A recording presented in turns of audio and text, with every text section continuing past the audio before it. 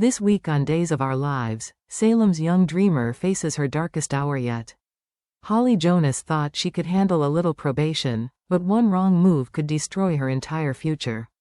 From the outside, it looks simple: a college girl, a second chance, and a promise to do better. But underneath, there's fear, guilt, and the heavy weight of expectations. And when you mix that with Tate Black's broken heart and reckless charm, you get a disaster waiting to happen. Tonight, we dive deep into the heartbreak, the choices, and the consequences that could end Holly's future before it even begins. Because in Salem, tragedy never strikes by accident. Let's rewind. After that terrifying night, the fire, the screaming alarms, the smell of smoke that clung to her clothes for days, Holly Jonas thought her life was over. The dean's office, the disappointed faces, the word, expulsion, whispered in the hallway. But then came mercy. The Salem U Disciplinary Board saw something in her: remorse, maturity, maybe even potential. They placed her on probation instead. One final chance. The hearing was tense, emotional. Ariana Horton stood beside her, hands clasped tight, reminding Holly she wasn't alone. When the verdict came, Holly's tears weren't just of relief, they were a promise. "I won't waste this," she whispered to herself. From that moment, she became a new version of Holly, focused, careful, almost obsessively disciplined. She deleted social apps, skipped parties, spent nights rewriting essays until dawn. Because she knew the truth: one more mistake, one careless move, and her entire future, college, career, respect, would vanish. But in Salem, no vow is ever safe. And the stronger you try to stay clean, the more tempting chaos becomes. Across town, Tate Black was unraveling. The truth about the baby, the one he thought was his, still echoed in his mind like a cruel joke. Every night he replayed the moment he found out, every morning he woke up emptier than before. He needed comfort, he needed connection, and in his heart, that meant one thing: Holly. To Tate, she was the calm after every storm. Her voice, her patience, her steady belief that he wasn't the failure everyone said he was. That's what kept him breathing. But lately, that warmth was fading. Calls went unanswered, messages left unread. And when they did meet, Holly's eyes were tired, her smile forced, her words distant. He didn't understand. He thought she was changing. He thought she didn't love him anymore. What he didn't see was the fear behind her distance, fear of losing her second chance, fear of failing again. Holly wasn't running from him. She was running from consequences.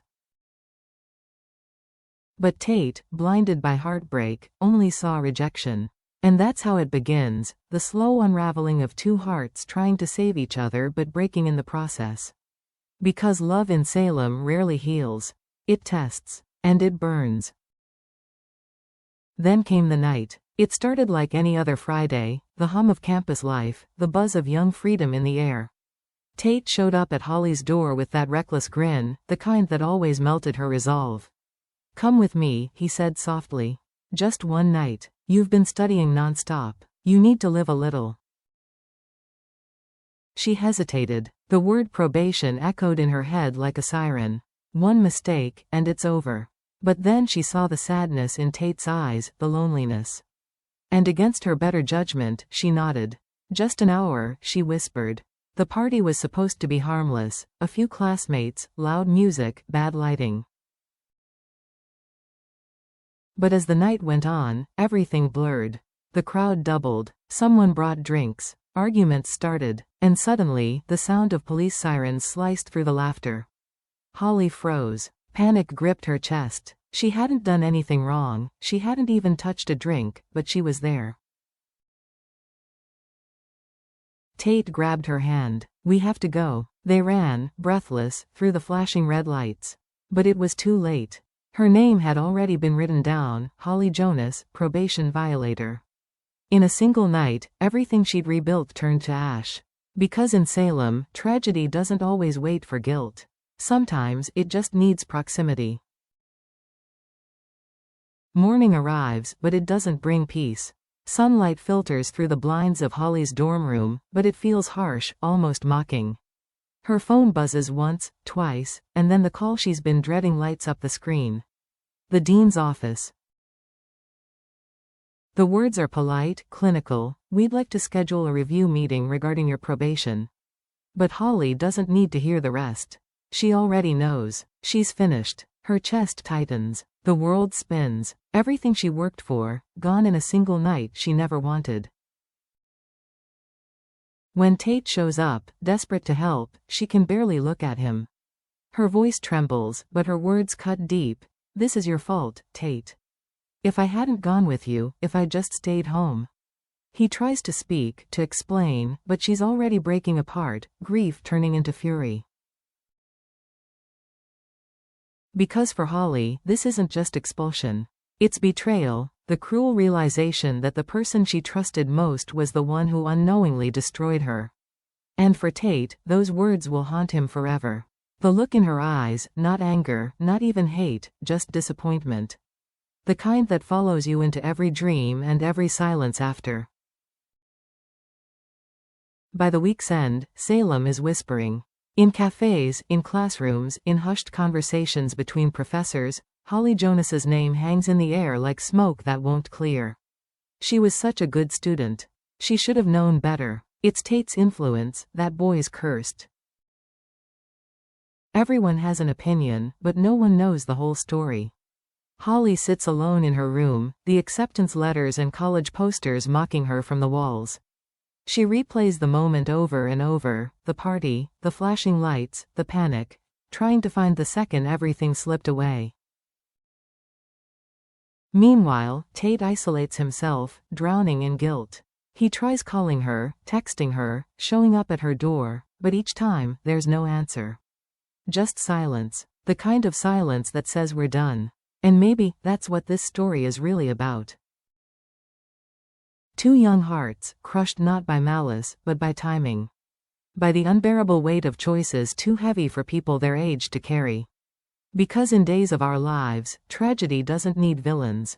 Sometimes, it's born from love that couldn't survive the world around it. So where does that leave them? Holly, the girl who dreamed of greatness, now faces a future written in uncertainty. Tate, the boy who only wanted to make things right, now carries a guilt that may never fade. But this isn't just about them. It's about every young person who's ever made one mistake and paid too high a price. Because at Salem one bad choice isn't just a setback. It's a sentence. And in love, one night of trust can become a lifetime of regret. As Holly walks away from the campus she once called home, her reflection in the glass door lingers, torn between who she was and who she's forced to become. And somewhere behind her, Tate watches in silence, knowing he can't follow. Sometimes tragedy isn't loud. Sometimes it's just two people walking away from what could have been. So tell us, Days of Our Lives fans, do you think Holly can rebuild her life after this heartbreak? Should Tate be forgiven, or is this the end of their story? Share your thoughts below, and don't forget to like, subscribe, and stay tuned for more Salem drama.